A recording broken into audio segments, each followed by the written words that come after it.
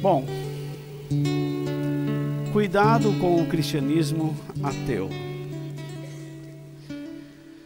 Em 1 Coríntios, capítulo 10, versículos 31 ao 33. 1 Coríntios, capítulo 10, versículos 31 ao 33.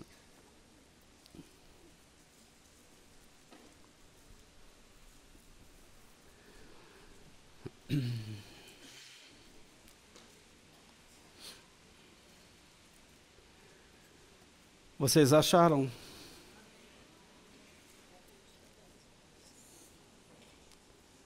Fica depois de Gênesis e antes de Apocalipse.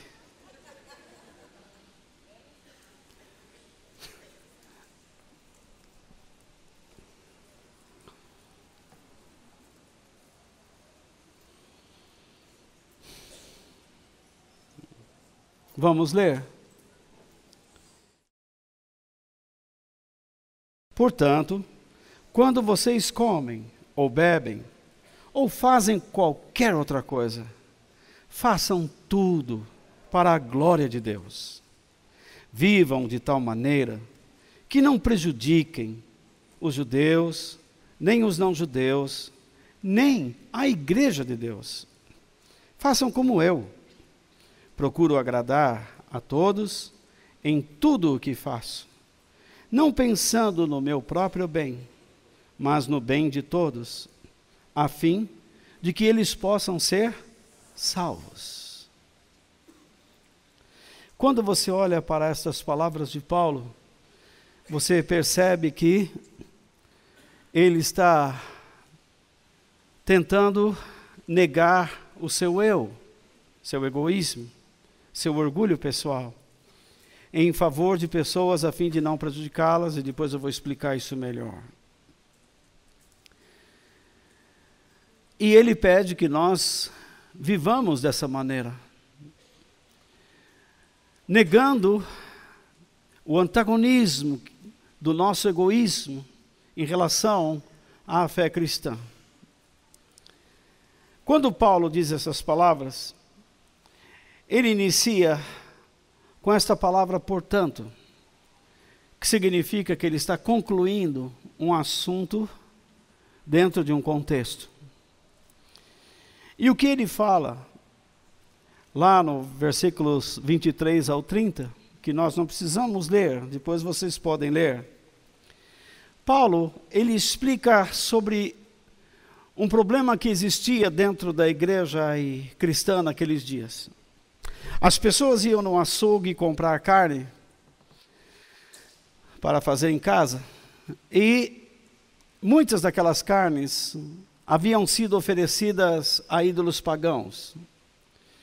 Então, o resto do animal, aquilo que não fora deixado para os sacerdotes pagãos, eles vendiam a um preço barato para os açougues, e estes vendiam à população. Era uma carne melhor, porque o animal era mais sadio, porque não se oferecia a deuses a carne de um animal doente. Então as pessoas gostavam de comprar esse tipo de carne. Mas, quando os cristãos passaram a comprar esse alimento, muitos começaram a ter um problema de consciência e começaram a questionar: é lícito comer carne sacrificada a ídolos? É lícito? Eu não como. Então criou-se uma desavença, uma desarmonia, uma confusão dentro da igreja, isso é história. E como resolver esse problema, teologicamente? Então o apóstolo Paulo escreve, dizendo que não há nenhum problema comer esse tipo de carne. Porque aquilo que foi oferecido a ídolos, eles não existem. Porque no universo só existe um Deus. As outras coisas são criaturas feitas por homens. Vocês se lembram no Velho Testamento, quando... Desculpe, irmãos, eu estou com... mas chego lá. Vocês se lembram no Velho Testamento que falta um pouco o ar, mas vocês vão ter paciência comigo, não vão? Não é isso? Pelo menos nesse tempo aí. Eu já tive muita paciência com vocês também. Então veja só. No Velho Testamento, quando Moisés deu as leis, os 10 mandamentos, qual foi o primeiro? Ouve, meu povo, ouve, Israel. O Senhor teu Deus é o único Senhor. Quando ele disse isso, ele queria que o povo perdesse aquela consciência de que existem muitos deuses, mas entre todos os deuses, o verdadeiro é Deus.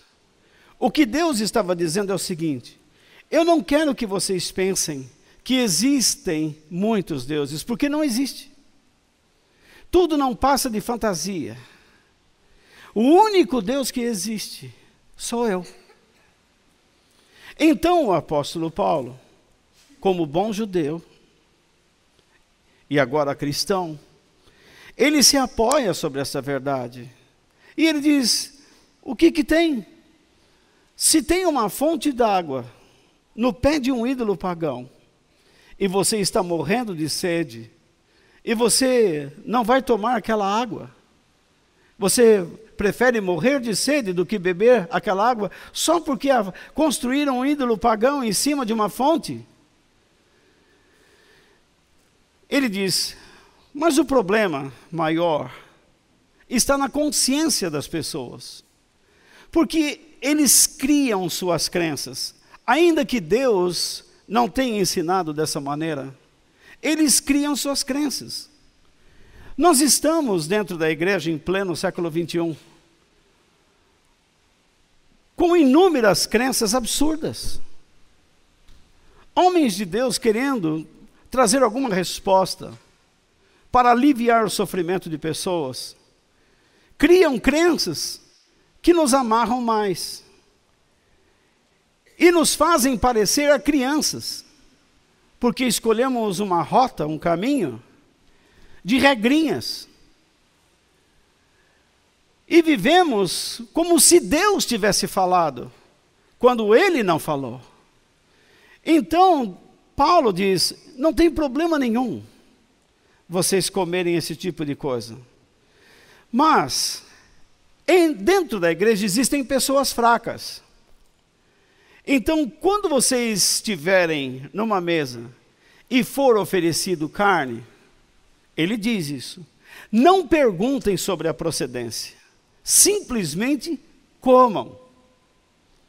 Mas se alguém levantar a questão e dizer, esta carne foi oferecida a ídolos pagãos, então, por causa da consciência, porque vocês se fragilizam quando ouvem essas coisas, vocês se destemperam, então não comam. Simples assim. Ele até havia dado um conselho anteriormente com relação à comida e à bebida. Alguns acham que beber vinho é pecado, então não bebam.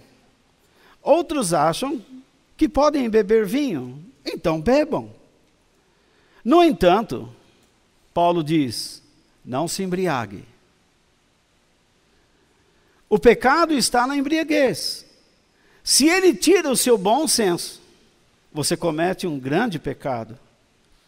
Porque a Bíblia diz que aqueles que se embriagam não herdarão o reino de Deus. E aqueles que provocam os fracos na fé também não podem herdar o reino de Deus, porque eles agem com maldade.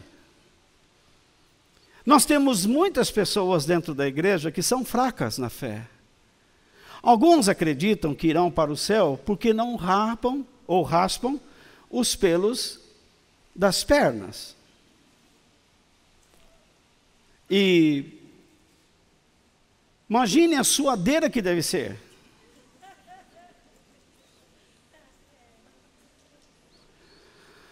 Há mulheres que não raspam suas axilas.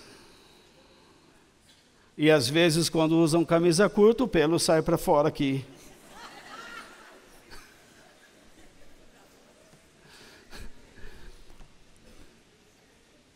Alguns cristãos acham que não devem usar brincos, que não devem passar batom, mas isso é bíblico? Não é. Se eu já fui em igrejas que era obrigado a usar paletó, mas um paletó que não tivesse rasgo atrás. Os paletós geralmente têm, não tem? Mas naquela igreja se proibia usar o paletó com rasgo atrás. Por que será? Porque levanta? Ou, não sei. Então, quando eu ia pregar naqueles lugares, eu corria atrás de um paletó que não tivesse rasgo, para não entristecer os irmãos. Porque eu não queria magoar os irmãos. Mesmo sabendo que eles possuíam uma fé infame. Criam em algo que Deus nunca ensinou. Na verdade, eles são cristãos doentes, fragilizados, enfraquecidos. Por quê? Creem em coisas que Deus nunca ensinou. Princípios que não estão na Bíblia e que não correspondem à verdade de Deus. A consequência de acreditarmos em coisas que Deus não ensinou é a fragilidade que se instala em cada um de nós. Essa fraqueza nos leva a depender mais de pessoas do que do próprio Deus. Elas acabam se apegando mais a determinadas coisas ou atitudes, e elas dizem que isto é o Evangelho, e elas se esquecem da verdade de Deus. Certa vez eu conversava com uma pessoa que me dizia que eu não iria para o céu porque eu não guardo o sábado. Eu tive pena. Eu tentei mostrar para esta pessoa que em cada mandamento, dos 10 mandamentos, em cada um deles existe um correspondente no Novo Testamento. O único que não tem nenhuma correspondência no Novo Testamento é quando Deus diz: guardarás o dia de sábado. Não existe. Mas aquilo estava tão arraigado, tão enraizado na mente daquela pessoa, que o Evangelho, a verdade para ele, era guardar o sábado. Ele não conseguia ser uma pessoa boa. E não é. Nem ele, nem sua esposa. Nem sua família. Eles não conseguem ajudar ninguém. E nem a si próprios. Porque para eles, o mais importante é aquela crença. E Paulo diz que isto é bobagem. Então Paulo diz: não entristeçam os mais fracos. Vou dar uma regra a vocês. Tudo nos é lícito, mas nem tudo nos convém. Nós, como cristãos, podemos fazer qualquer coisa, mas devemos avaliar as nossas ações pela causa de Deus, e não pelo nosso altruísmo, que já já vou explicar. Certa vez, eu estive numa igreja. Era uma das primeiras vezes que eu viajava de avião aqui no Brasil, e fui para uma cidade litorânea, no Nordeste, pregar. Então eu levei bronzeador, calção de banho, chinelo, óculos escuros, chapéuzinho. Falei, eu era um gatão também. Então, obrigado, linda. Então, foi o homem que falou, não? Ô, louco. Então, peraí. Brincadeira. Então, veja só. Falou, tem chumbo, velho. Então, veja só. Eu cheguei todo incrementado. Falei, eu vou arrasar, né? Vou tomar um sol, aproveitar. Olha, falaram que a água ali é boa e tal. Cheguei na igreja. O pastor, a primeira coisa que ele fez foi me pegar no aeroporto, e a gente andando na frente do mar. E eu quase falei para ele, não vejo a hora, pastor, de entrar nessa água aí. Olha que areia branquinha, olha que mar azul, todo mundo brincando. Naquele dia lá, era uma sexta-feira ainda, e todo mundo, eu vou entrar aí. E ele começou, irmão, tu tá vendo essa água aí? Tô vendo, é muita água. Isso é uma coisa do Satanás.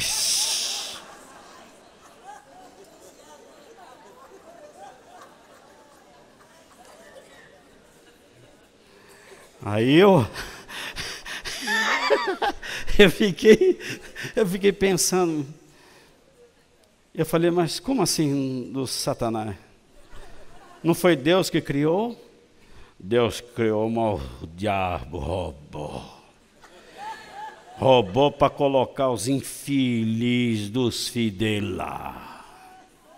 Olha aquelas moças, isso é roupa para mulher? Os homens pelados, as mulheres peladas, as mulheres peladas. Aquilo não é lugar para filho de Deus.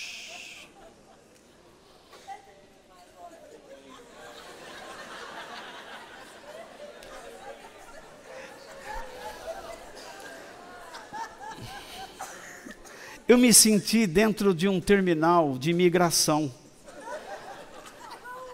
onde eu comecei a receber as regras de como viver naquele país. Tudo que eu havia levado na minha mala era pecado.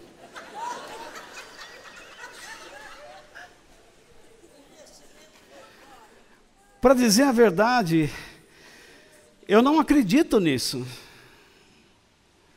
É uma maravilha você poder ir para o mar, vestir roupas de banho, que elas não sejam exageradas.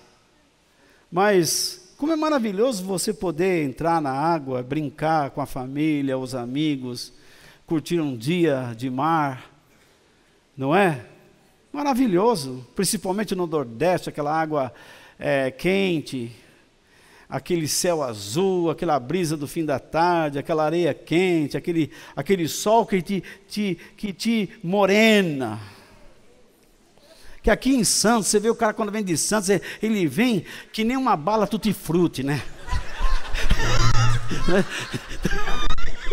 Não é? A cor dele é aquele vermelho que não é vermelho, é tudo desbotada, é mancha aqui, parece que ele levou tomatada, assim, pá! Pá, não é? Tudo manchado. Então, eu falei, meu Deus do céu, e agora? Até que ele chegou assim, e o que o pastor acha?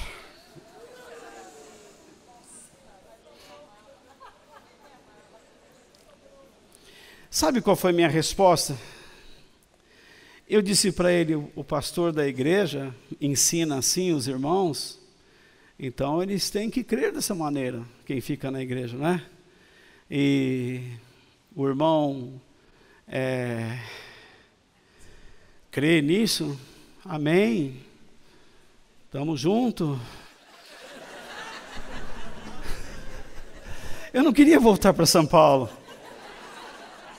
Se eu tivesse dinheiro, eu tinha ficado numa pensão, num hotel. Aí eu ia. Mas eu ia ficar na casa dele. Na casa dele ele não podia nem assistir televisão.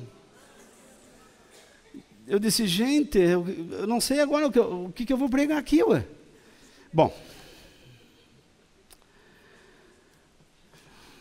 entendendo o que eu quero falar, esse homem tinha um cristianismo ateu. E os membros daquela igreja viviam um cristianismo misturado com o ateísmo.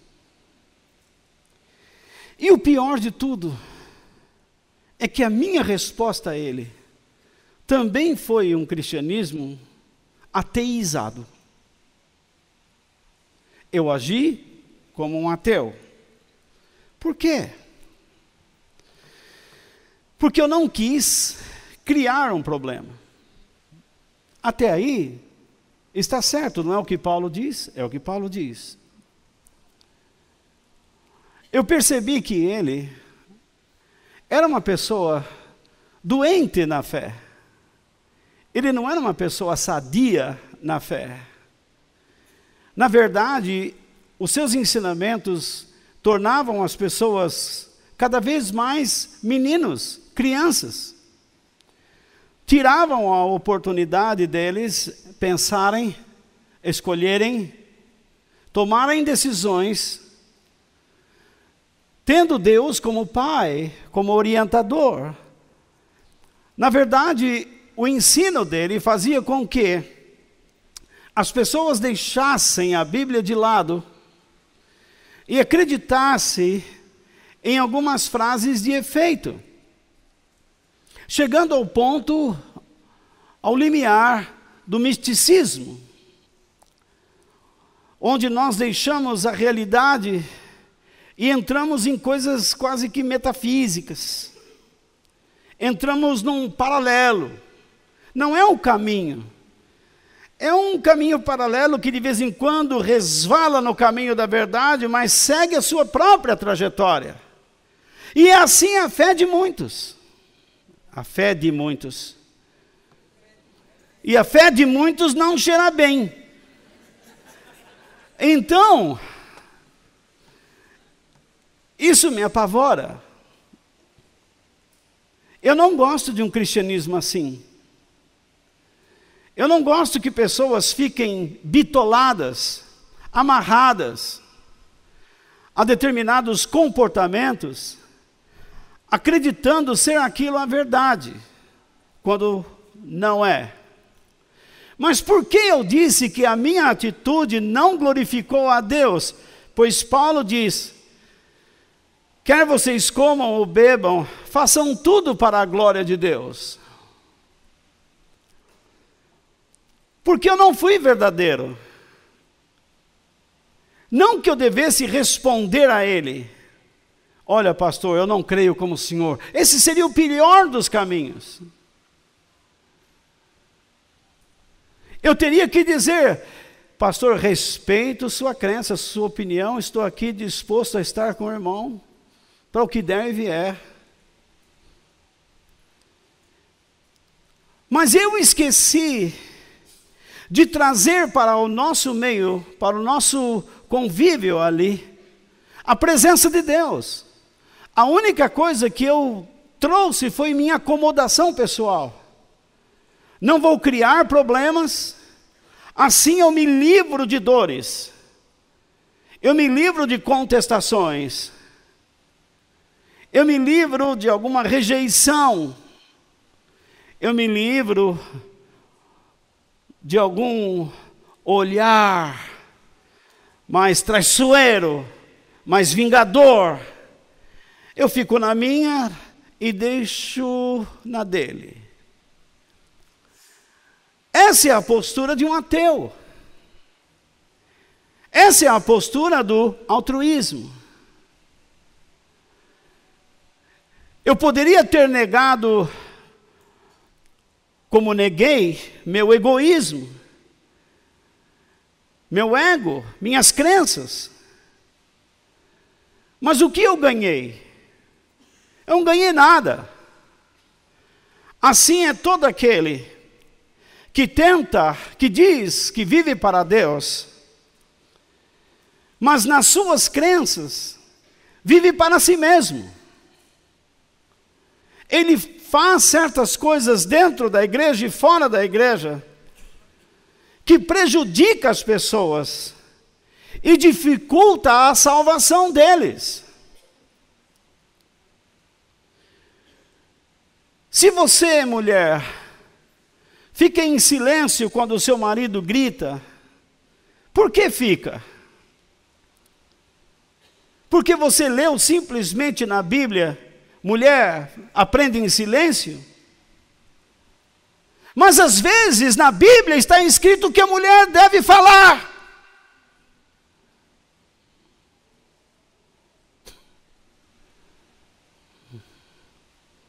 Se Esther não falasse, nós não conheceríamos hoje o povo judeu.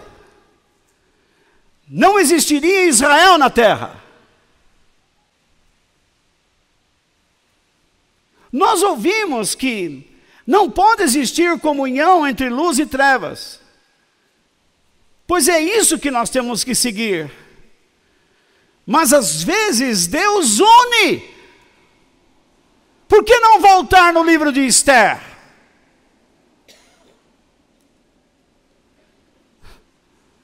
Porque Deus chamou Nabucodonosor de seu servo? Porque Deus chamou Dario, o rei dos persas, que destruiu a Babilônia, e por causa dessa destruição Israel voltou para o seu país. Deus chamou Dario de seu amigo. Disse que ele não o conhecia, mas o Deus que nós cremos o conhecia, e ele era seu amigo e iria fazer o que Deus estabeleceu. Deus mostrou o quê? Sua soberania. Dario pensava que estava fazendo algo que ele havia planejado, mas todos os seus planos foram feitos na eternidade, sem ele saber. E a sua atitude abençoou o povo de Deus. A atitude de Nabucodonosor abençoou também o povo de Deus na Babilônia. A atitude de Esther em entrar no lugar onde ela não deveria entrar, como mulher, na presença do rei, sem ser chamada, abençoou o povo de Deus.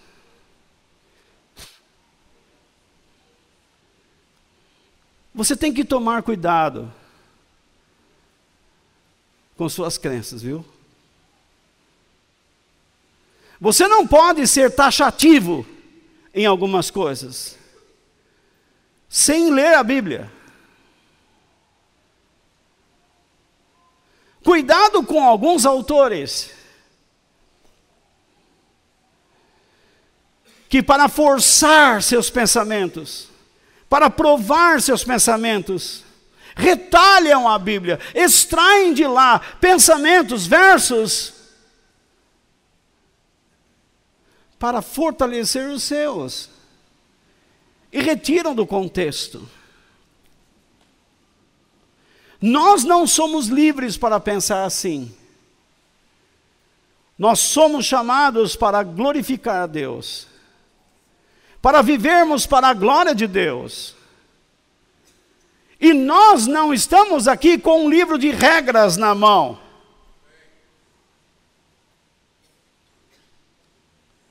Este livro mostra como Deus pensa. Diz que Ele é soberano e que Ele quer dirigir nossas vidas.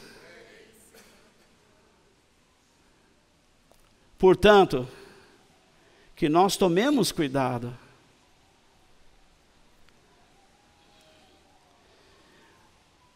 Aquele pastor, o que ele estava fazendo? Hoje, com mais idade, eu entendo melhor essas coisas. Ele estava praticando o que nós chamamos de altruísmo.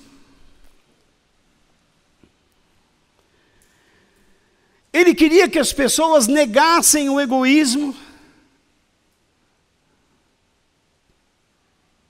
deixando de praticar algo. Ele me disse: pastor, tu não acha que eu gostaria de estar lá também? Claro que eu gostaria. Eu cresci no mar, fui pescador, mas agora eu sou contra. Desde que aceitei Jesus, sou contra o mar.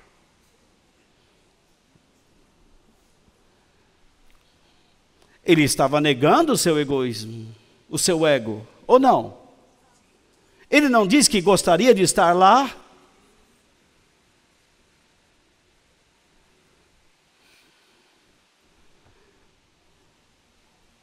Mas ele não ia porque ele tinha que negar a si mesmo.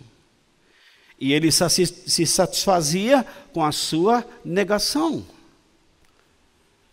E quando eu disse a ele as minhas palavras, o que eu fiz senão a mesma coisa? Eu neguei a minha crença para não incomodá-lo. E cheguei até este ponto, onde eu me senti satisfeito, e ele se sentiu satisfeito. Mas da graça de Deus, da bondade de Deus, do amor de Deus, da presença e poder de Deus, nada ali aconteceu. Nós chegamos a um ponto onde nós nos sentimos satisfeitos, por causa do altruísmo. Então, aprenda a definir o altruísmo. O altruísmo. Eu sou um verdadeiro imbecil. O altruísmo é definido pela ausência de egoísmo, atitude que visa o bem-estar do próximo, não tendo em consideração os seus próprios interesses. Dedicação desinteressada, ação de amar ao próximo sem esperar nada em troca. Você olhando isso, não se parece com as palavras de Jesus? Ixi, vocês estão com medo de falar por quê? Não. Sim ou não? Sim. Se parecem com as palavras de Jesus. Quem pode me dar um exemplo do que ele falou? Algo que ele falou muito parecido com isso. Quem amar seus interesses não pode ser possuidor da vida. Isso é uma das coisas que ele ensinou, que é muito parecido a isso, ao altruísmo. No entanto, nós devemos acreditar que atos altruístas são realmente possíveis e desejáveis diante de Deus? Essa é a pergunta. Será que Deus está esperando de nós uma atitude altruísta, em que nós aprendamos como negar o nosso egoísmo? E então Deus olha do céu, olha, ele negou o egoísmo dele, e todo o céu nos aplaude. Você faz uma boa coisa para alguém, então o céu inteiro te aplaude, te aprova? É isso que Deus está esperando de nós? Fazer uma boa obra a outros, sem vislumbrar uma recompensa pessoal, pode parecer correto. Porém, não é o que a Bíblia nos ensina a fazer. E não é o que ela ensina como sendo um amor genuíno. Por que isso não é genuíno? Puxa, eu fiz algo por alguém. Ele estava com fome, eu dei comida para ele. E você vem me dizer que isso não é amor genuíno? A pessoa estava confusa. E eu orei com ele. E você me diz que isso pode não ser um amor genuíno? Ele estava com frio. E eu lhe dei um agasalho. E você me diz que isso pode não ser genuíno? Meu marido em casa chegou como um animal. E se eu lhe falasse alguma coisa, ele quebraria tudo. E eu fiquei calada, neguei a mim mesmo que eu queria falar algo. E você me diz que isso não é um amor genuíno? Pode não ser? Digo, pode não ser. Por quê? Não é um amor genuíno. Para entendermos, não sei se isso está interessando vocês, mas é uma questão teológica. E muitos se perdem por causa desse tipo de coisa. Você foi chamado, em segundo lugar, você foi chamado para glorificar a Deus. E suas ações devem ser feitas por causa dele. Então, o que eu tenho que entender? Que eu fui chamado para glorificar a Deus. E o que mais? E que minhas ações devem ser feitas por causa dele.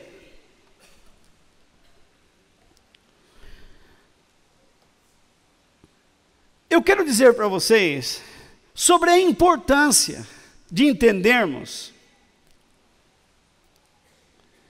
que fazer o certo pela causa da retidão, que fazer o certo por uma situação, por uma acomodação momentânea, é ateísmo.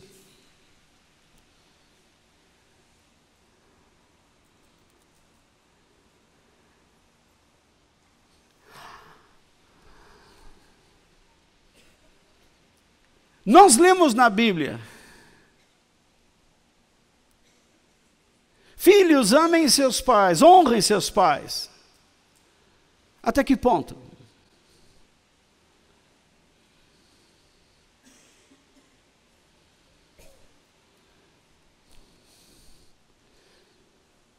Se isso interfere na sua salvação,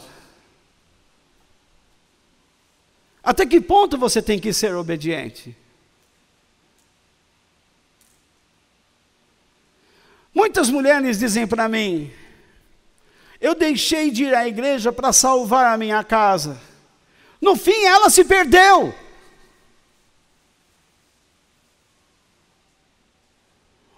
Não sei se você conhece pessoas assim também. Algumas pessoas deixaram de ir a algumas reuniões e ganhou a família. Enquanto outros se perderam. Ambos foram altruístas em relação ao princípio, à filosofia. Mas o que eles praticaram foi só o altruísmo. Uma acomodação. Eles queriam se ver livres de problemas, mas não quiseram viver para a glória de Deus. Se você vem a essa igreja, você negou a si próprio, porque você poderia estar fazendo muitas coisas.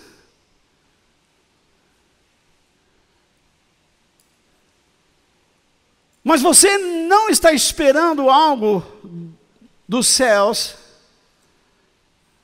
é só altruísmo. Você não está aqui para a glória de Deus. Você só está cumprindo um ritual.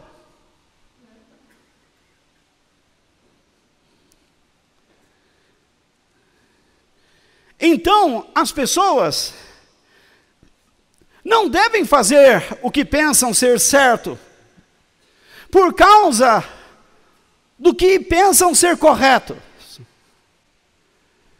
ou por uma acomodação momentânea. Eles devem fazer o que Deus pede pela causa de Deus. Qual é a causa de Deus?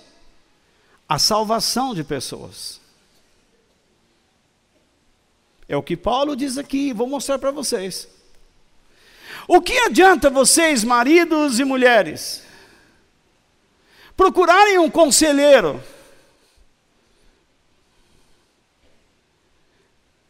e vocês depois passarem a vida se corrigindo?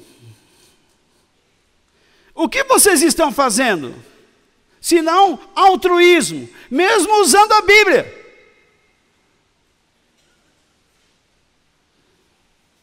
Vocês estão cuidando um do outro, mas não estão cuidando pela causa de Deus. Porque vocês não se comprometem com o reino, com os propósitos do reino de Deus.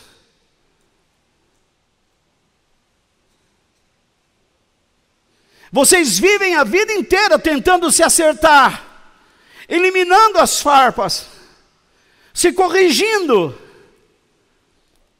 e aceitaram esse procedimento, mas não aceitam o plano de Deus sobre a vida de vocês. Tudo que vocês querem é ter um lar sossegado, uma acomodação momentânea, porque a vida passa rápido. E vocês não vão ganhar nada de Deus, vão se perder, sem produzir fruto algum. Não estou dizendo que vocês não devem se cuidar, mas que vocês devem fazer com que a vida de vocês seja vivida pela causa dele, pela glória dele. Por quê? Porque quando nós deixamos Deus de fora das nossas ações, Ele não é glorificado. Repare que quando vocês, ou você e o seu namorado, por exemplo, vocês estão brigando muito, e agora vocês querem conversar, porque alguém disse, tem que ter diálogo, faça assim, leia este livro. Vocês estão lendo o livro, é muito bom. E aí vocês estão tentando se corrigir, muito bem. Até onde você pensa que isso vai? Se vocês não se engajarem nos propósitos de Deus, aquilo terá só um período de duração. Porque tudo que vocês estão fazendo é muito útil para o próprio egoísmo.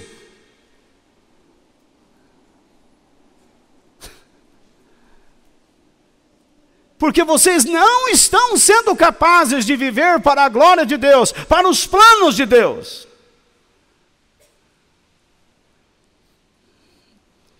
Eu disse que não seria um assunto muito fácil. Eu disse a Deus que me ajudasse a explicar, tornar isto claro.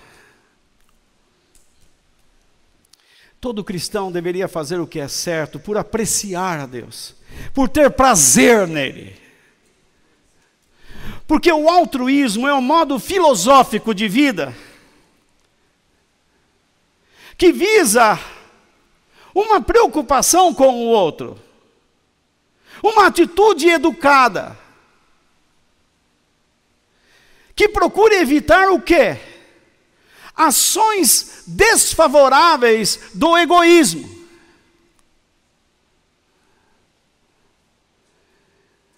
Olha, meu amor, não quero ser rude com você, eu não vou falar agora, amém, tá, pá, ó, Se você não acha que exagerou?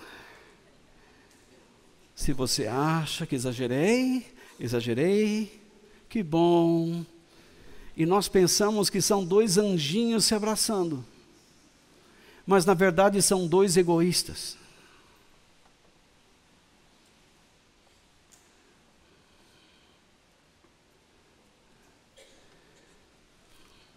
Porque essa atitude glorifica mais o homem do que a Deus. Mas volta, você está falando uma bobagem. Todo mundo quer ver um casal feliz, todo mundo quer ver um namoro legal, todo mundo quer ver uma pessoa estável. Deus não quer só ver alguém estável. Deus quer ver alguém corajoso. Deus quer ver alguém obediente. Que saiba que aquilo que Ele está pedindo à sua vida é o seu sentido de vida. Você nasceu para ser um instrumento de Deus, para que Ele possa usar sua vida, para alcançar outras pessoas, para abençoar outras pessoas. Deus chamou você para te ensinar, a fim de que você aprenda a ensinar outras pessoas, cuidar de outras pessoas. Mas tudo o que você faz é cuidar de si mesmo. É tentar tirar algumas farpas que estão dentro da sua casa ou na sua própria vida. Você nunca vai sarar. Outra doença virá. Porque não é assim que se vive. Certa vez Paulo declarou algo em Atos capítulo 20, verso 35, e ele disse que estas palavras eram as de Jesus. Quando vocês acharem, me avisem, por favor, ou a maioria.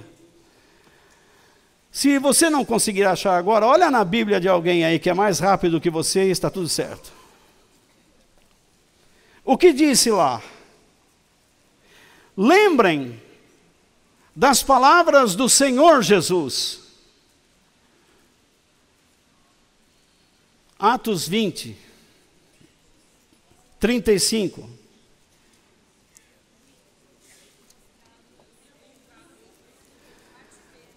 Parte B do versículo, gente. Eu cortei uma parte do versículo, eu quero ler aquela parte final. Desculpe. Ok? É a parte final. Acharam? Desculpem. Lembrem das palavras do Senhor Jesus. 2 pontos. O que Ele pede? Que nós nos lembremos. E o que é que nós devemos lembrar? É mais feliz quem dá do que quem recebe. Por exemplo, se eu ensinar que vocês devem aprender a dar dízimos e ofertas, eu não gosto de falar de dinheiro, só estou tocando no assunto. Você fica feliz?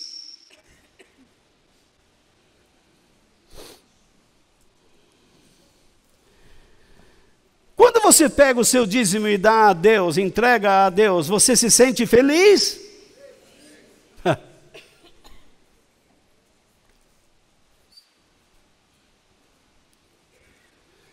Quando você ajuda alguém, você se sente feliz? Será? Se for a ajuda pela ajuda, você se sente alegre, satisfeito, feliz? Não. Porque a palavra feliz aqui é a mesma palavra que Jesus usou nas bem-aventuranças, que significa uma pessoa bem-aventurada, abençoada. Se você dá, se a sua atitude de dar é baseada na causa de Deus, para proporcionar a salvação de alguém, você é feliz. Do contrário, não.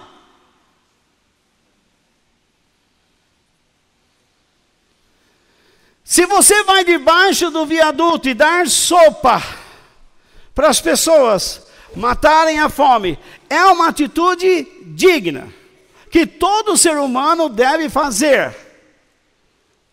Mas dizer que estamos fazendo isso em nome de Deus, e os resultados não provam, então não existe felicidade nem bênção nisso.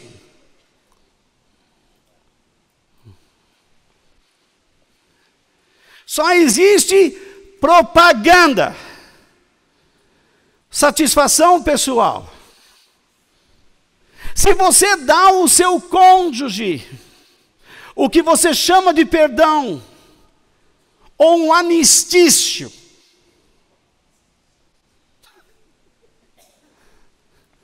você resolve fechar o bico com relação a algumas coisas. Você se sente feliz? Se for pela causa de Deus, sentirá. Mas se for por causa própria, não sentirá felicidade alguma.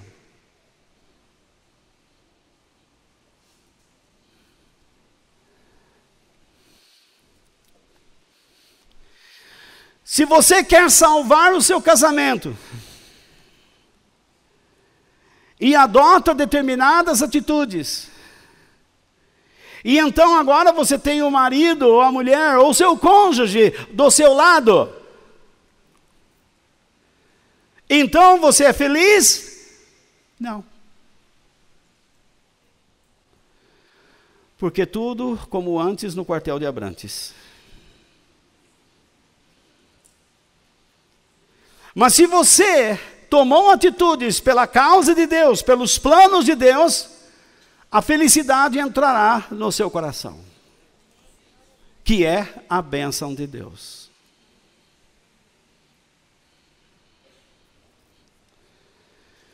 Paulo aqui, alguns irmãos dizem assim, ó, quem dá, Deus dá mais. Eles distorcem tudo. Na verdade, Paulo não está falando de dinheiro aqui.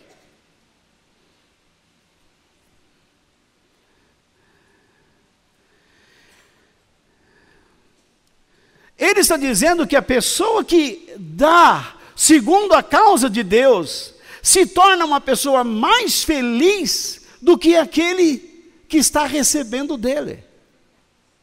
Se você aprende o Evangelho e você dá aos outros atitudes com a finalidade de salvar essa pessoa, você é uma pessoa abençoada. Deus derrama em sua vida a sua glória, a sua presença. Porque Ele percebe que você está fazendo aquilo para a glória dEle. Para a alegria dEle.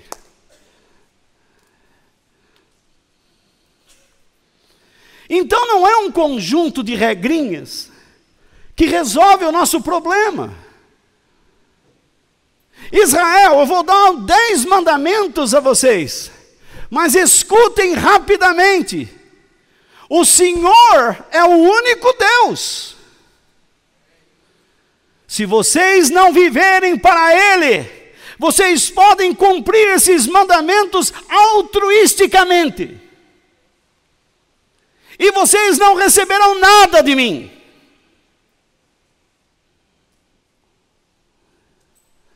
Igreja, vocês podem reunir, chamar milhares de pessoas em uma assembleia cristã. Mas se vocês não viverem pela minha causa, eu não os abençoarei. E os tratarei como rebeldes. Porque altruisticamente vocês estão vivendo. Vocês negam o egoísmo, mas não me dão seu coração. Vocês fazem ações boas, mas esta não glorificam o vosso Pai que está nos céus.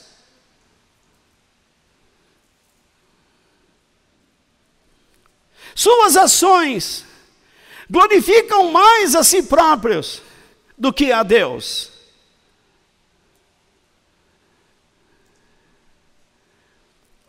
Jesus, certa vez disse em João capítulo 14, verso 23. Vocês estão comigo ainda?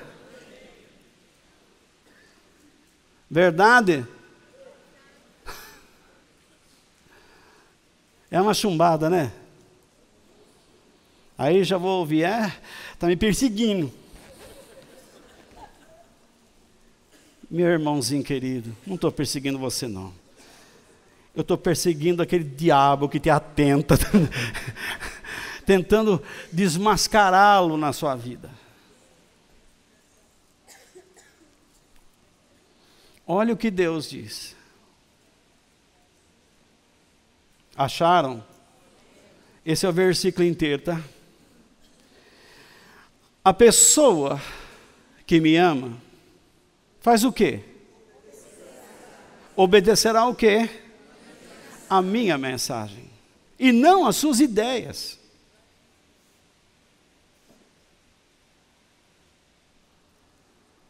E aí o que acontece? E o meu Pai a amará. Esse é o primeiro estágio. Então a pessoa que ama a Deus, obedece o quê? A mensagem de Deus.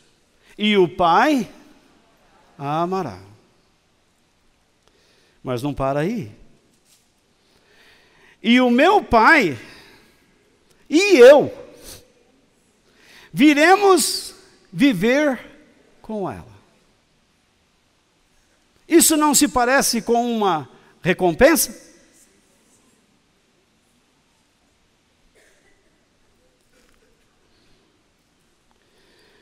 O altruísmo diz que nós devemos viver sem nenhuma recompensa.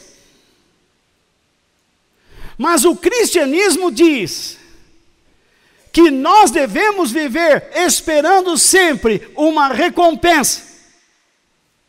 Pish.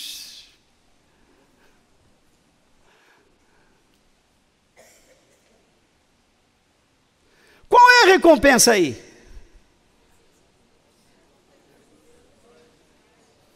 Será que é a recompensa do Muttley? Medalha. Qual é a recompensa aí? A morada de Deus e de Cristo em nós. É a presença da Trindade dentro de nós. Essa é a maior recompensa e o maior desejo que todo cristão verdadeiro tem. Deus é glorificado quando nós desejamos a Deus como o nosso maior tesouro, o verdadeiro tesouro. Quando nós desejamos uma profunda comunhão com Ele.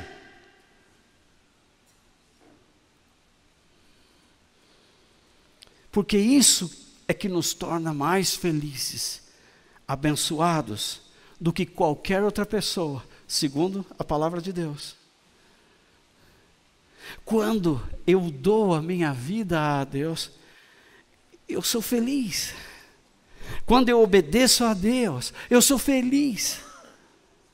Quando eu faço a vontade de Deus em relação ao próximo, à minha esposa, ou ao marido, ou ao filho, ou ao pai, pela causa de Deus, eu sou feliz.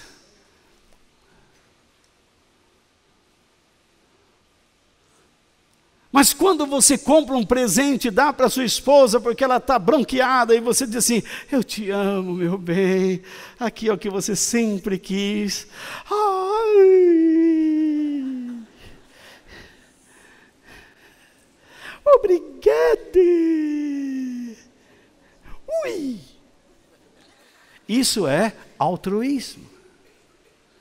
Você negou a si próprio. E o altruísmo gerou o quê? Barganha. O altruísmo gerará sempre um pecado. Porque ele não gera a glória de Deus, a presença de Deus, a felicidade e a bênção. Já cansaram, gente? Por favor, deixa eu dar uma avançada. Como Jesus nos incentiva a vivermos para a glória de Deus? Eu vou colocar duas coisas e vocês vão apenas copiar, eu não vou abrir essas referências não. Depois vocês leem, caso queiram anotar. Com relação à perseguição e difamação. O que Jesus ensinou? Que por causa da nossa fé, se por acaso formos perseguidos ou difamados, devemos nos alegrar, porque é nosso o reino de Deus. Então ele diz que nós devemos amar o nosso inimigo, orando por ele, dando a ele alguma coisa. Então alguém olha essa atitude e diz assim, chega aqui na igreja e diz assim, ô irmão Walter, tudo bem? Tudo bem, estou sendo perseguido. Esse cara é mentiroso. Ninguém pode estar contente por estar sendo perseguido. A perseguição causa uma tristeza, mas lá dentro, se você está sofrendo como cristão, a felicidade entra em você, e você se torna corajoso para enfrentar essa perseguição. Então a vontade de Deus te dá coragem para você suportar. Por que algumas pessoas caem em depressão? Por que tem dias que você chega aqui na igreja e diz, eu vim aqui hoje na igreja, mas eu não estou bom, devia ter ficado em casa. Vamos cantar? Jesus, me alegrarei.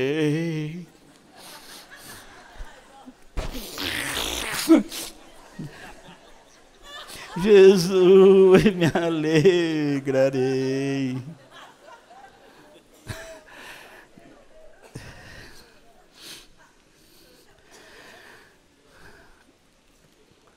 Você não é feliz. Você veio à igreja, negou a si mesmo, mas você não está vivendo pela causa de Deus. Vocês entenderam o princípio? Eu vou estar batendo nisso até o fim. E já sei que eu vou ouvir. Ele fala bem, mas é muito repetitivo.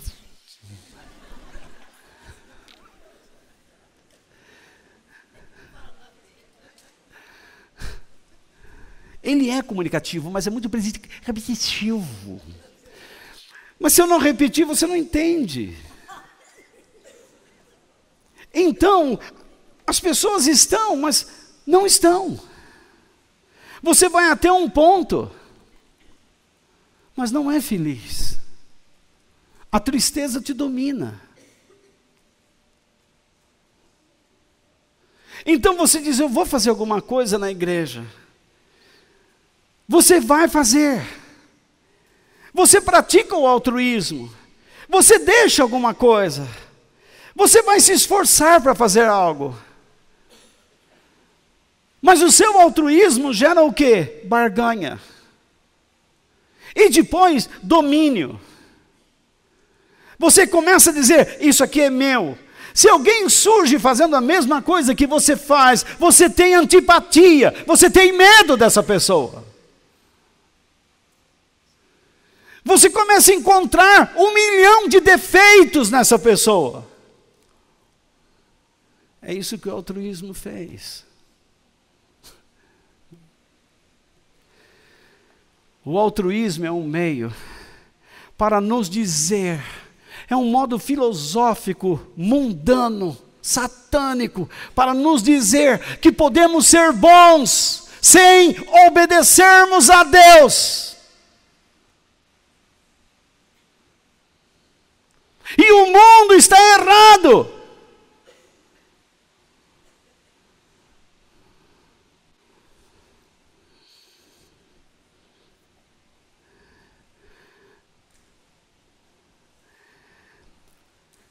Jesus nos incentiva a vivermos para a sua glória. Com relação à participação na sua família espiritual, a igreja. Certa vez Jesus contou uma história e ele disse, saiam, vão buscar aí homens influentes, pessoas ricas, e tragam para a igreja. E os discípulos foram. E ele perguntou, eles vieram? Ninguém quis. Agora, em vez de procurar essa gente, vá procurar os coxos, os pobres, aqueles que não podem dar nada a vocês. Porque eu quero que a minha casa esteja cheia.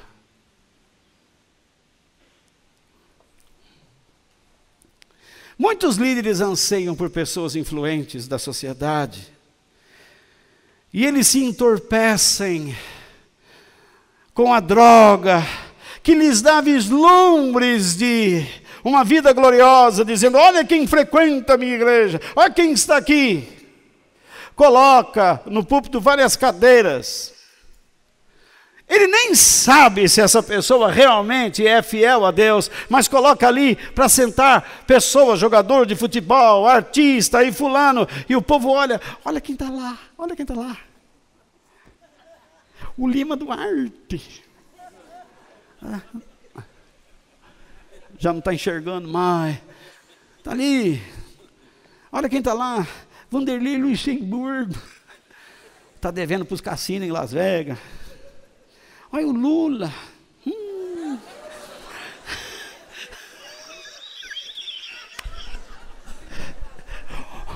Olha a Gleisi Hoffmann. Será que ela vai falar?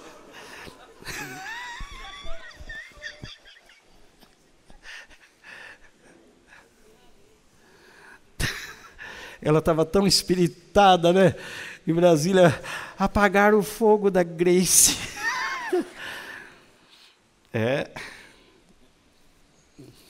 As coisas estão mudando. Enfim. Aí ele diz, olha quem está aqui. O povo olha, nossa, eu vou naquela igreja, porque olha só quem está lá. Quem será que vai estar lá semana que vem? Que troféu estará lá? Essa é a sua recompensa. Então ele espera que essas pessoas tragam muito dinheiro. Aí ele melhora a sua condição material. E também a igreja fica rica, com posses. Isso é o que ele ganhou. Mas no reino dos céus, ele está perdendo. Porque ele não está preocupado se essas pessoas vão ser salvas ou não. E geralmente as pregações não ensinam nada sobre isso. Eu quero dizer a vocês que Jesus sempre incentivou seus discípulos a crerem nas recompensas celestiais. Porém, é lógico que não faltariam bênçãos terrenas, porque o nosso Deus é um Deus de provisão. Como Paulo disse, vocês me abençoaram, vocês são felizes. E o meu Deus, segundo a sua riqueza em glória, há de suprir cada uma de vossas necessidades em Cristo Jesus. Paulo sabia disso. E nós precisamos saber também. Em vez de você se arrastar dizendo, ó Deus, me dá isso, me dá aquilo, ó Deus, eu preciso, sem isso eu não vivo. Você não vive sem Ele. Porque sem Ele você não sabe o que fazer. E aquilo que você tanto quer, de repente te destrói. E aquilo que você chama de bênção se transforma numa maldição na sua vida. Certa vez, uma moça chegou para mim aqui, chorando, Walter.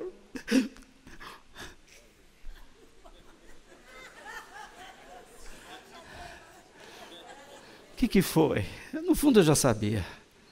E acho que vocês já desconfiam. Meu namorado separou-se de mim. Tão nova, futuro tão extenso pela frente, chorando por um babaca daquele, um descontrolado, uma porcaria daquela, um brejão daquele. Se fosse uma coisa decente, uma coisa que trouxesse edificação, trouxesse riqueza na alma, que prosperasse para o futuro, com projetos, com planos, mas não, uma tranqueira velha mesmo, chorando.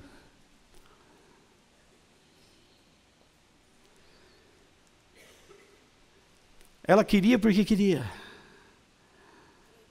Ela fez que voltaram. Sabe qual foi o resultado? Abandonou Jesus. Por causa do amor. E depois eu soube que ela teve uma vida desgraçada ao lado desse rapaz, porque se juntou com ele. Ela passou a sustentar esse vagabundo.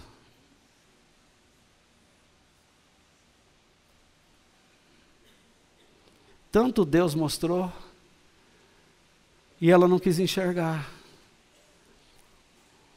Ela negou a si mesma, ela foi atrás dele, resolveu a situação. Voltaram na igreja 2, 3 vezes, mas não era nada para a glória de Deus.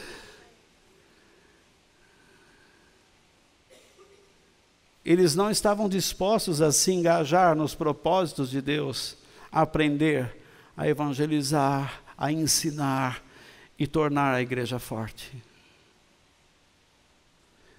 Você, casal, tenta arrumar sua vida, mas se você não quiser aprender a evangelizar, a ensinar pessoas e a fortalecer a igreja, você não está fazendo nada.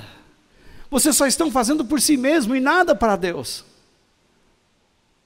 Se vocês jovens que vêm aqui no firme da pipoca, e no louvorzão, vai nas paradas aí, dança e pula, olha que conjunto, e vai lá e pula, nossa, não foi uma bênção? Que bênção! Vocês não estão fazendo nada por ninguém, nem para Deus, vocês estão se iludindo.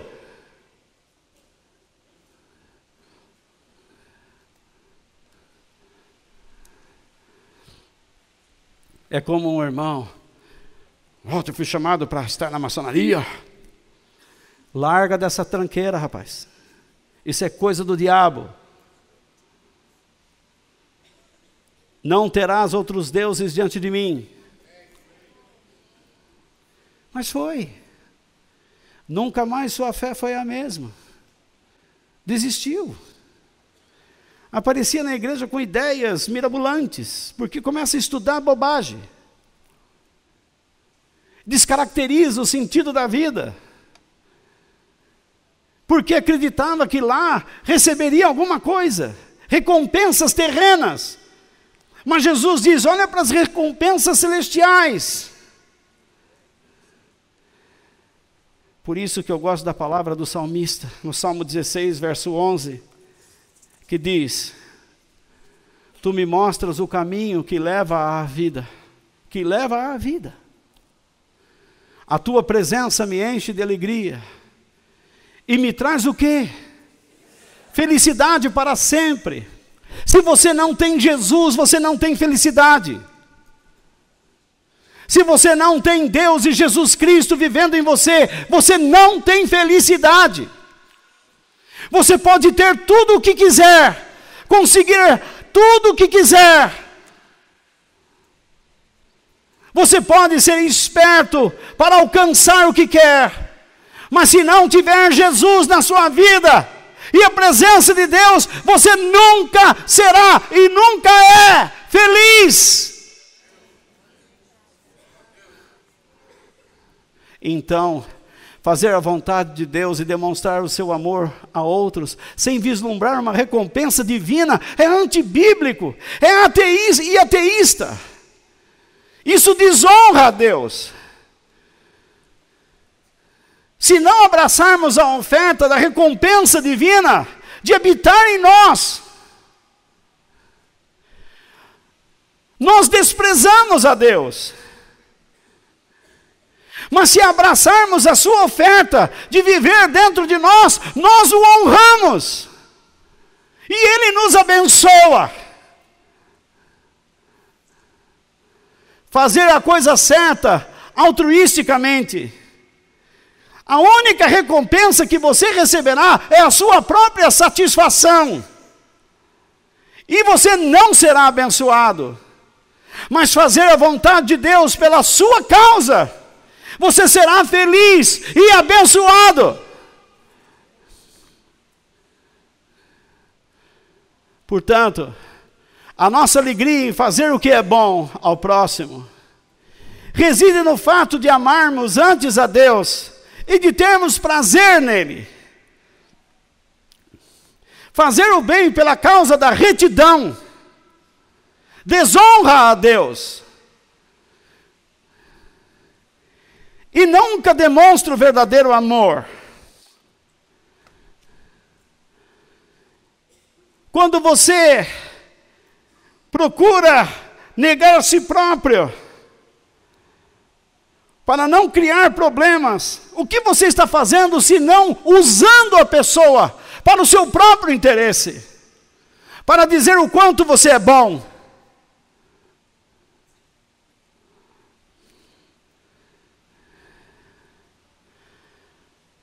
Na verdade, você está incluindo a pessoa na sua alegria, só isso. Olha a resposta que eu dei lá para o pastor: evitei um problemão. Saí de lá, tranquilo, sem problema. Mas não ficou nada de Deus na conversa. Nenhuma experiência divina. Suponha que eu fosse chamado para visitar uma senhora cujo nome fictício é Sara. Ela está num hospital muito adoentada, uma senhora velhinha. E eu chego lá e seus olhos olham para mim e ela diz naquela voz trêmula: oi, Walter, você não precisava vir. Suponha que eu responda a ela: eu sei que eu não precisaria vir, mas era meu dever, é o meu trabalho, e é a coisa certa a fazer. Portanto, eu vim. Você acha que estas palavras a fariam sentir melhor? Não. Suponha que eu digo: eu sei, Sara, que não precisaria vir, mas visitá-la me faz mais feliz em Deus. Porque eu vim para lhe trazer um pouco do seu encorajamento. Eu vim como um mensageiro de Deus, como alguém pelo qual Deus quer te amar, lhe trazer palavras de consolo e de vida, e lembrá-la das promessas do Senhor na eternidade e, por que não, aqui na terra. Saiba, Sara, que estando aqui com você na presença de Deus, isso me torna uma pessoa muito abençoada.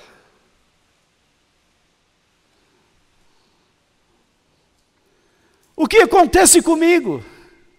Eu me sinto feliz e algo cresce dentro de mim. Quando você está com os irmãos, você tem que perceber a razão daquele encontro. Aquilo não é uma coisa casual. Mesmo quando vocês se deparam aos domingos aqui, vocês se encontram porque Deus quer usar você como um instrumento. Mas vocês conversam e nada de Deus brota ali.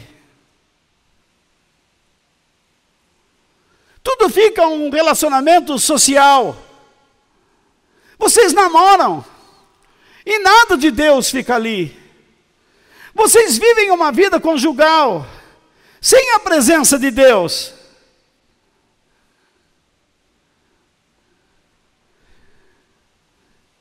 Sim, eu fui visitar Sara como um mensageiro de Deus. E eu estou aqui nesta noite como um mensageiro de Deus. Eu não estou aqui como uma profissão. Há 40 anos ou mais eu digo a Deus, por que tu me escolhestes? Há pessoas melhores do que eu.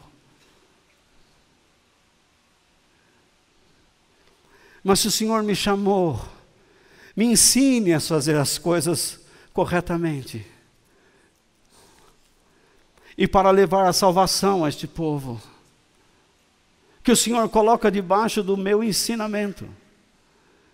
Me ensine a ensiná-los a temerem o teu nome, a respeitarem o Senhor. Que eles entendam que se eles viverem só pelo orgulho e o egoísmo, eles não receberão nada. Receberão inúmeras orações. Às vezes o Senhor até mesmo lhes dará alguma coisa para tentar abrir os olhos. Mas eles não enxergarão porque estão cegos.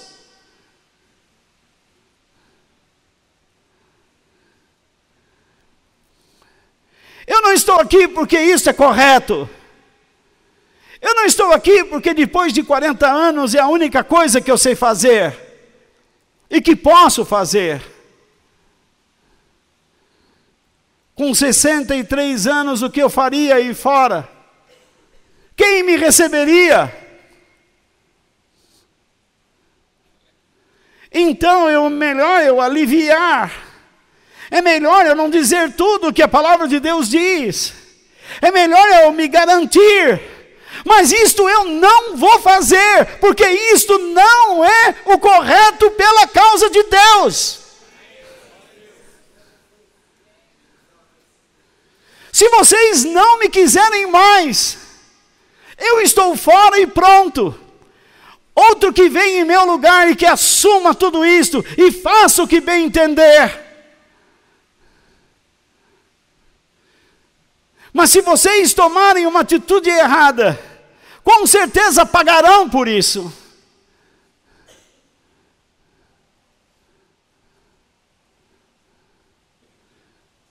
Se vocês estão tentando consertar suas vidas, simplesmente para resolver algumas situações particulares, para se acomodar em algumas situações, mas não querem se envolver e se comprometer com as coisas do reino, Deus não pode abençoar vocês.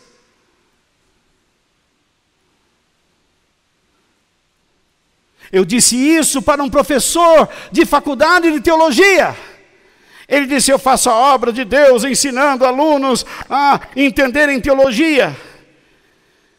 E com ele, eu tinha a liberdade de poder falar e disse, em primeiro lugar, a sua teologia é fraca e é errada. Em segundo lugar, há quanto tempo você não leva alguém à presença de Jesus Cristo? Em terceiro lugar, qual é a sua igreja? Qual é a sua participação nela? Quem você está ensinando lá? Pelo que eu soube, você só cria caso para os pastores e eles não querem nem te ver pintado de ouro. Então você é uma pessoa que não fortalece a sua igreja. Quero dizer que você não irá para o céu. Com que autoridade você diz? Da palavra de Deus, meu irmão. Pelos seus frutos os conhecereis. Você se acostumou a ler esses livros e a dar esse cursinho, mas você não é um exemplo de cristão. Você é alguém que não morreu para si mesmo.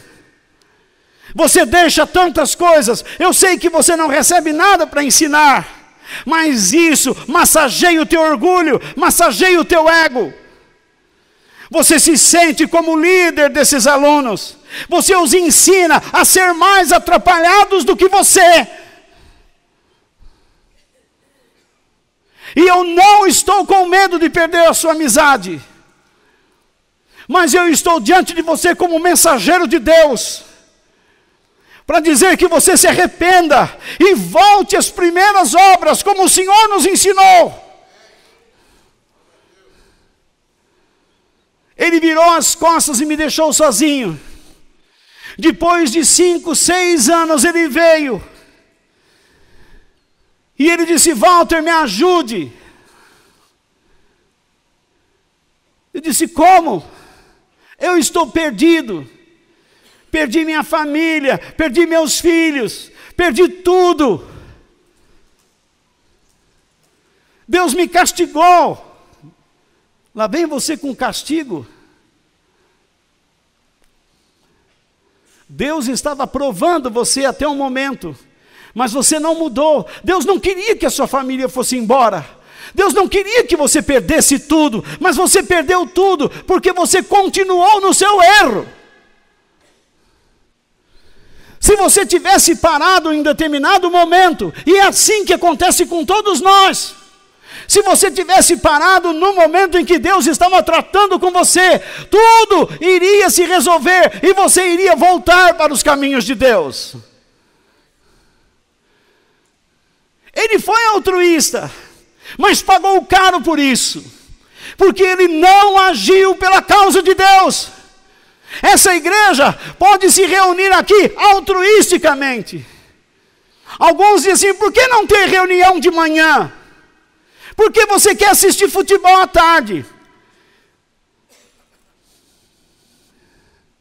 E dá trabalho para a tua mulher. Mas a confederação está pensando em colocar os jogos de manhã. E se nós fizéssemos a reunião de manhã, você diria: por que não faz à noite?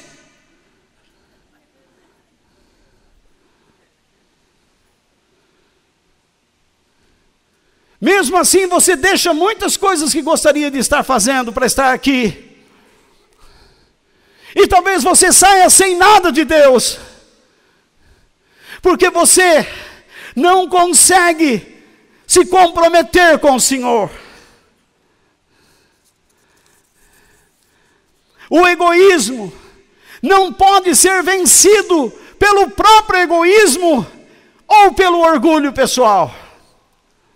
Nós só vencemos o nosso egoísmo quando morremos para nós mesmos, quando nos crucificamos em Cristo, quando morremos para Ele, para fazermos a sua vontade. Quero ler com vocês Gálatas capítulo 2, verso 20, e nós estamos terminando. Falo muito, como diz o Tite, fala muito. O irmão Tite, que Deus o proteja.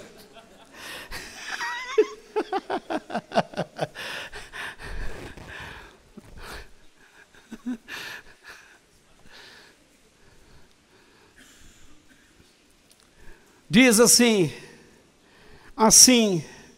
já não sou eu quem vive.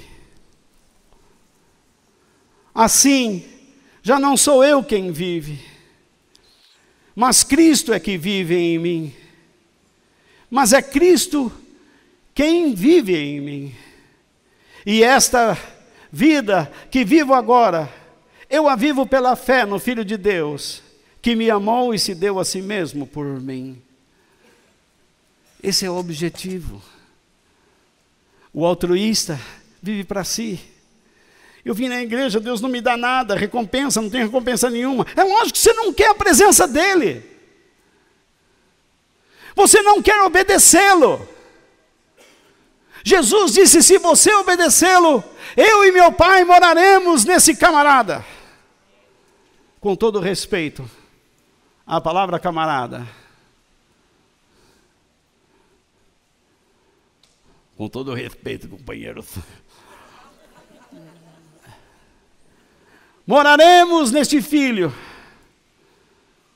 Se você é obediente, você pode negar o seu egoísmo sem Deus e alcançar o que você quer. Jesus contou uma parábola de um homem que estava orando. Eu não sou como este cobrador de impostos, eu tenho a minha vida no Senhor. E o cobrador de impostos ajoelhou-se, caiu no chão, e eu então batia no peito e dizia: Senhor, tenha misericórdia de mim, porque sou pecador. E Jesus disse: que oração Deus aceitou? Aquele que disse, eu não sou como aquele, ganhou sua recompensa. Ele foi admirado. Se você vai visitar uma pessoa, fala assim: olha, está uma enchente em São Paulo, mas eu vim. Você vai ser admirado. As pessoas dirão: olha, que pessoa admirável. Se eu pregar 15 minutos para você, você vai me admirar.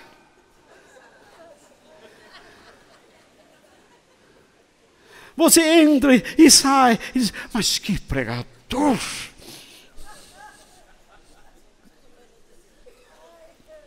Data vênia. Ele é sine qua non. Mas porque eu prego 1h30, quase 2 horas, você fala assim: mas que miséria, vamos lá na tortura? Qual igreja que você vai, na tortura?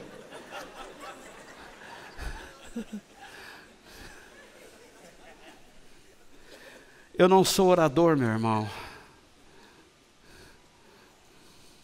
Eu sou um mensageiro de Deus. E eu só tenho esse dia para falar. Amanhã volto para o hospital. E eu falei para a Denise: eu preciso estar aqui terça-feira. Com a químio ou não, vou estar aqui. Ela: não vai, não. Vou.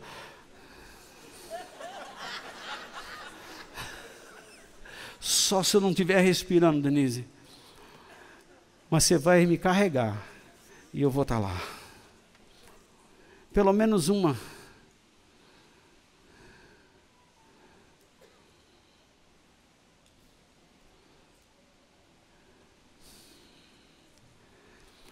Vamos finalizar voltando ao nosso texto. 1 Coríntios 10. Vocês já esqueceram, né?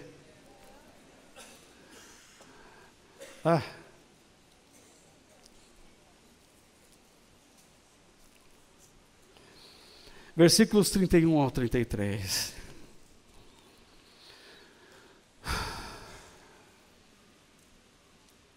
Portanto, quando vocês comem ou bebem,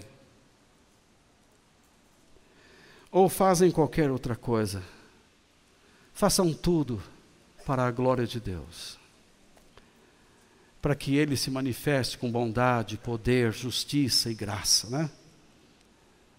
Vivam de tal maneira que não prejudiquem os judeus, nem os não-judeus, nem a igreja de Deus. Isto é, cuidado com o seu comportamento. Respeitem os mais fracos, os mais fortes. Não tente fazer com que o seu egoísmo seja a principal causa do seu comportamento. Façam como eu. Procuro agradar a todos em tudo o que faço, não pensando no meu próprio bem. Isto é, ele não quer nenhuma recompensa terrena. Isso não é recompensa.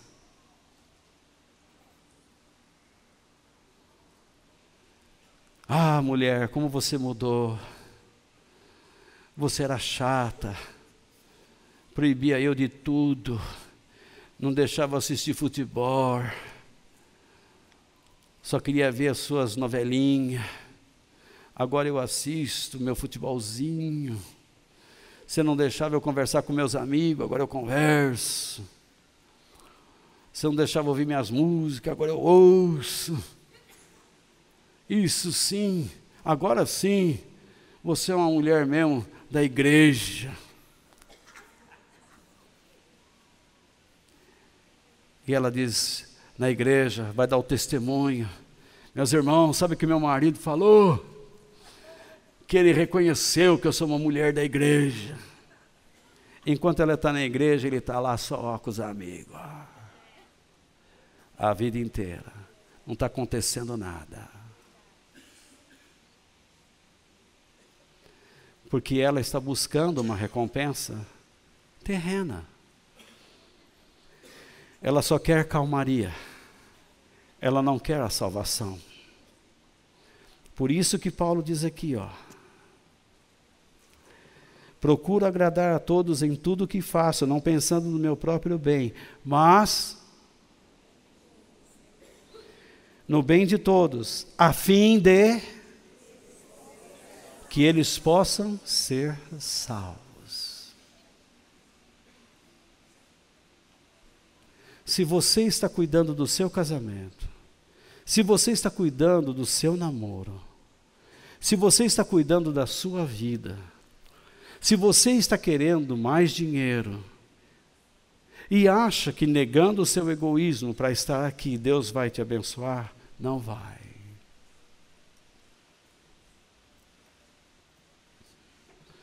Você vai conseguir tudo isso por força própria. Mas se você viver pela causa de Deus, se dispuser a aprender o que Deus quer que você aprenda para ensinar os outros a serem salvos, a serem discípulos de Cristo, a fim de a igreja ser fortalecida, então Jesus virá e morará na sua vida. É isso. A ênfase de Paulo é essa. Cuidado com o seu orgulho e egoísmo, a fim de não prejudicar a salvação das pessoas, ou o processo de salvação. Não tente viver para Deus com regras estruturadas na sua mente, dizendo, se eu fizer assim, tudo correrá bem. Se eu disser tal coisa, abençoarei este, e aquele então vai ser uma pessoa maravilhosa.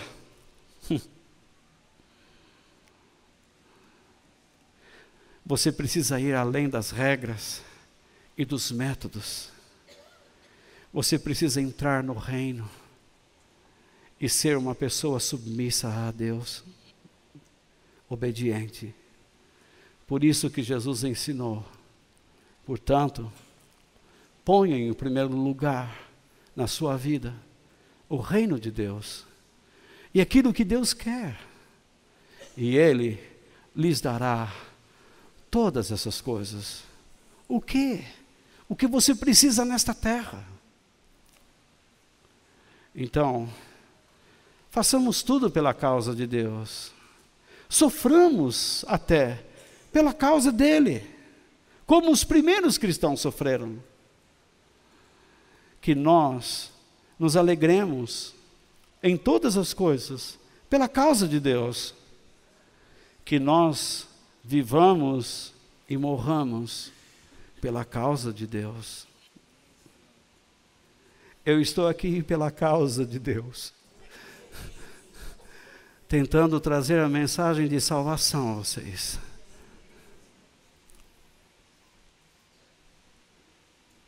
Mas se vocês forem desobedientes, vocês irão perecer no castigo eterno.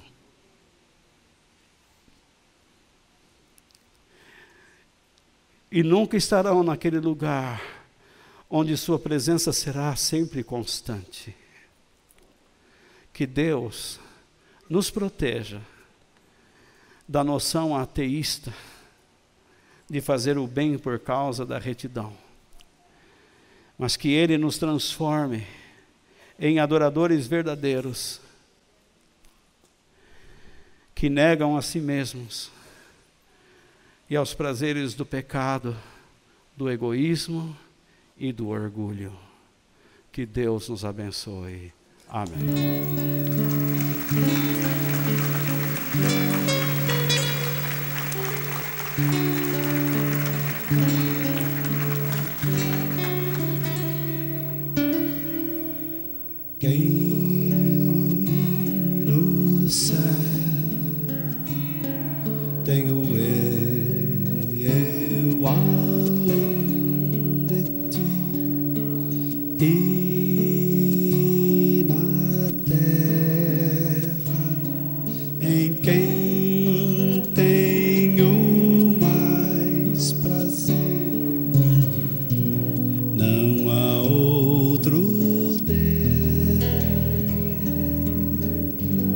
semelhante a ti, Senhor. És a minha força,